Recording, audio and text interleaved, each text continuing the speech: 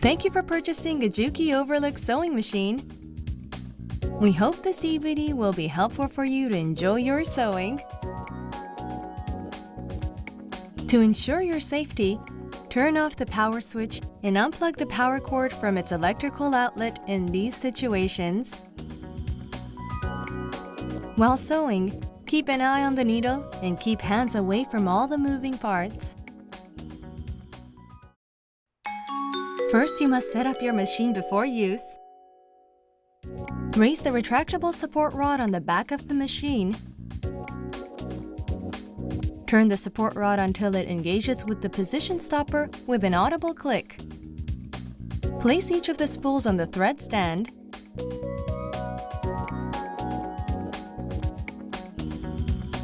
Insert the foot controller cord into the controller plugs. Insert the power cord into the electrical outlet. Push the power switch to the on position. The power light turns on.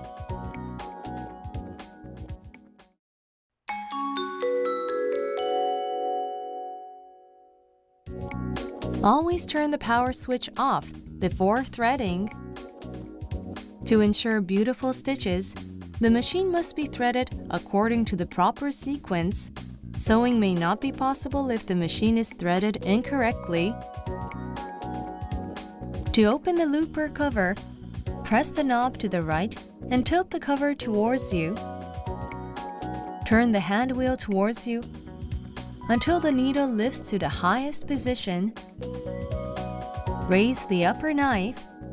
Press the upper knife holder to the right and turn the knob on the right side all the way in the direction indicated by the arrow. Raise the presser foot. Here, the threading method will be instructed for 4-thread overlock stitching. Always turn the power switch off before threading. Push the over-edging width selection knob away from you until it is aligned with the N marking on the throat plate. Color-coded threading diagrams are provided on the machine to illustrate the threading sequence. Threading should be performed in the following order: upper looper thread, lower looper thread, right needle thread, and left needle thread. Tweezers, which are stored in the accessory box, can be used as threading aids. Begin by threading the machine with the upper looper thread. Blue markings are provided on the machine to indicate the path of the upper looper thread. Bring the thread directly up from the spool to the thread guide. Thread the thread guide. Guide the thread around the thread tension dial. Then, to ray thread correctly at the tension discs, hold down the thread lightly with both hands. Continue following the blue color marked thread guide. Turn the hand wheel to raise the upper looper and pass the thread through the eye of the upper looper. Pull out about 10 centimeters of the thread. Next, thread the machine with the lower looper thread.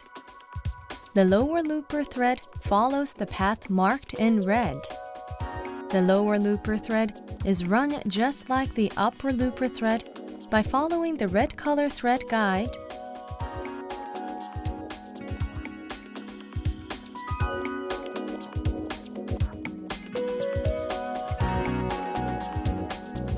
Turn the hand wheel towards you until the lower looper extending out 5 to 10 millimeters from the throat plate edge. Pull the thread with tweezers to pass the lower looper hole. Draw the thread with your left hand tightly. During this process, pass the thread through to the left side of a portion of the automatic threader.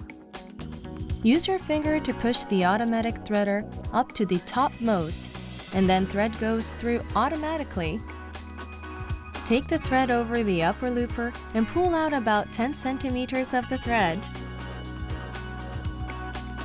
Thirdly, the machine is threaded with the right needle thread. The thread pass is marked in green.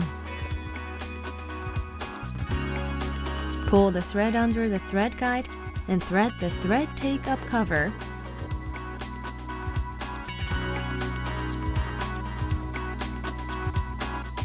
Turn the hand wheel towards you until the needle lifts to the highest position and then pass the thread through the needle eye.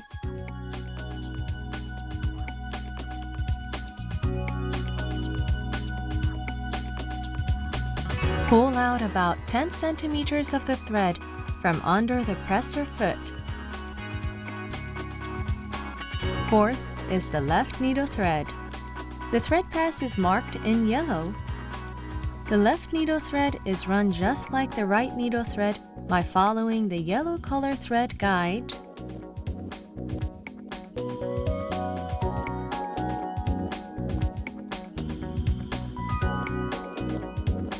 Turn the hand wheel towards you until the needle lifts to the highest position and then pass the thread through the needle eye. Pull out about 10 centimeters of the thread from under the presser foot.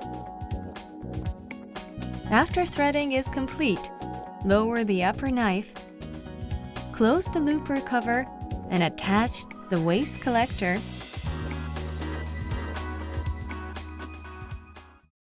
Do a trial run on the same fabric you intend to use in order to check that stitch formation and thread tension are appropriate. We will use 4-thread overlock as an example. Turn on the power switch. To adjust the thread tension, set the tension dial to 3.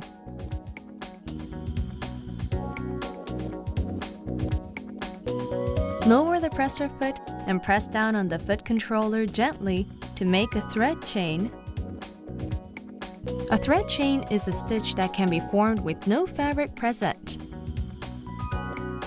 After ensuring that a thread chain can be made, place the fabric under the presser foot and begin sewing.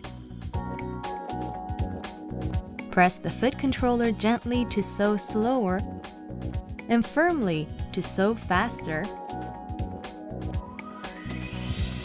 At the end of the seam, continue sewing a 5 to 6 centimeters long thread chain off the edge of the fabric.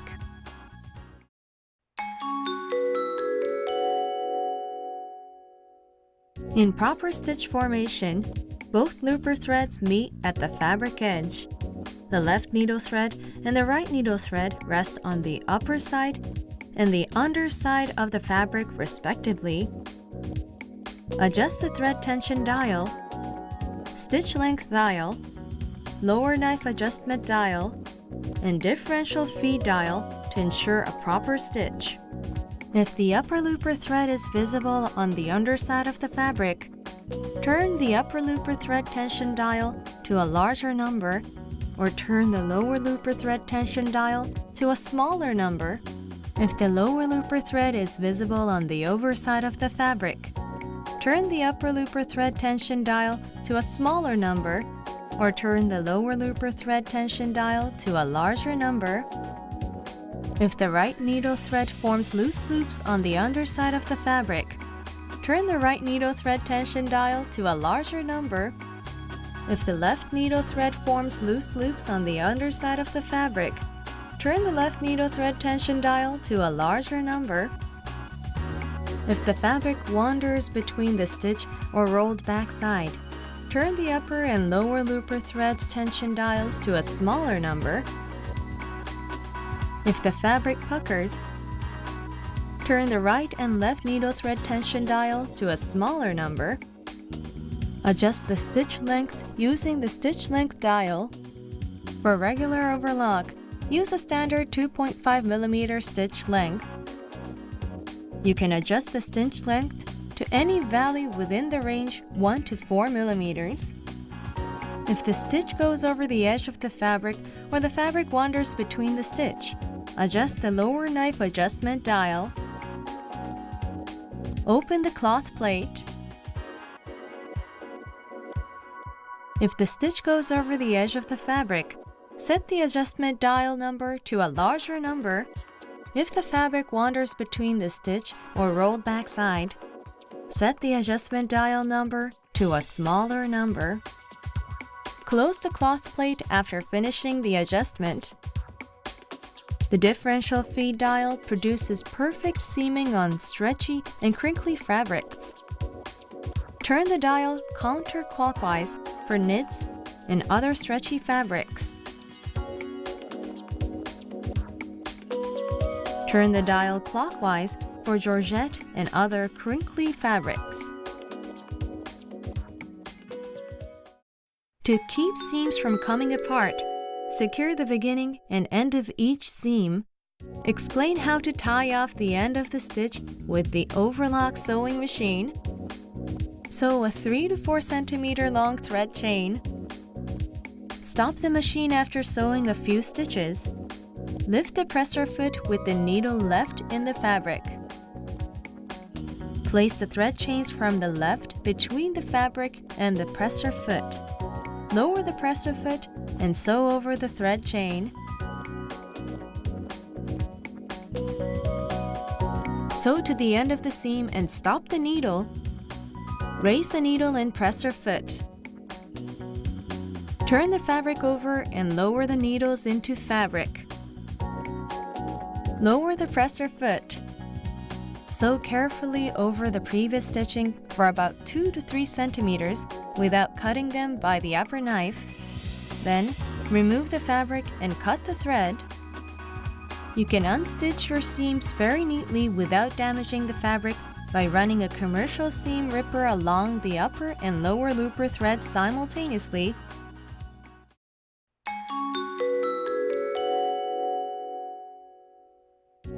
Turn the power switch off before replacing the needle.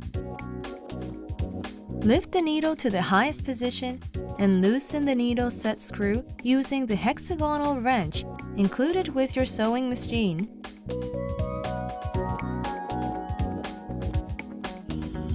Use a regular household sewing machine needle. Hold the new needle with the flat surface facing away from you and insert the needle as far as possible into the clamp. Tighten the needle set screw securely.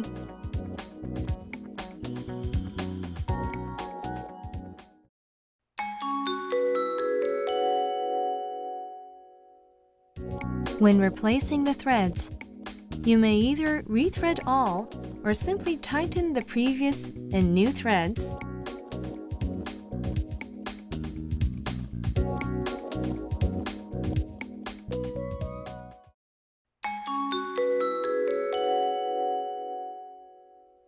If the thread breaks while sewing, stop sewing immediately and remove the fabric.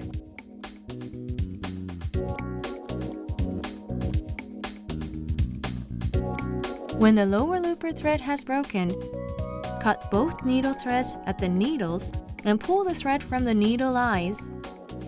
First, rethread the looper, then the needles. When the upper looper thread has broken, the entire machine must be rethreaded. Even when you think you have threaded the machine properly, the threads can sometimes get caught on something or tangled, causing the machine to produce incorrect stitching. Always take special care for threading.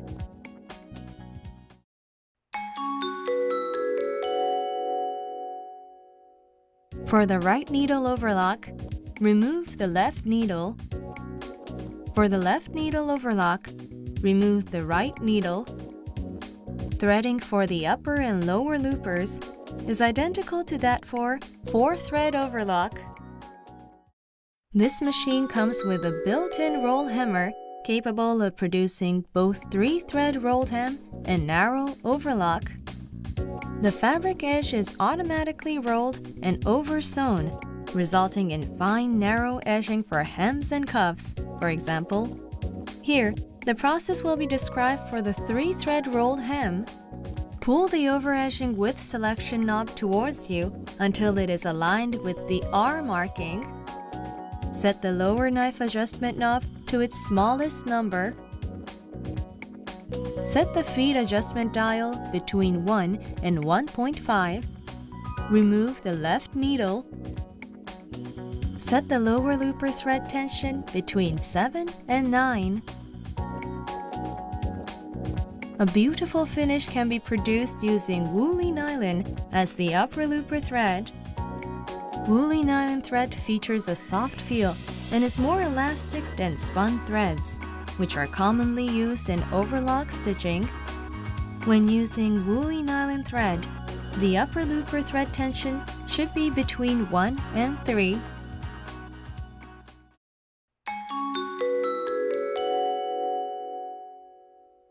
Turn the power switch off and unplug the power cord from its electrical outlet when cleaning or lubricating.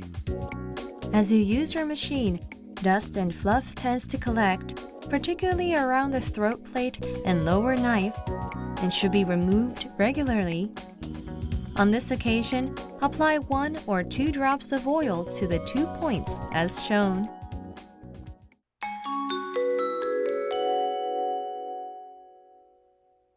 Optional pressure feet, useful for a wide variety of sewing applications, are available for your machine. Blind stitch presser foot provides an even, durable finish to pant legs, sleeves, and the bottoms of shirts and skirts. Elasticator presser foot takes the hard work out of evenly attaching elastic on swimsuits, leotards, and garments. Beading presser foot perfectly embellishes dresses and blouses. Piping presser foot is suitable for accent on sweatshirts and the corner of bags. Gathering presser foot can create the evenly distributed gathers on skirts or the shoulder of the blouse.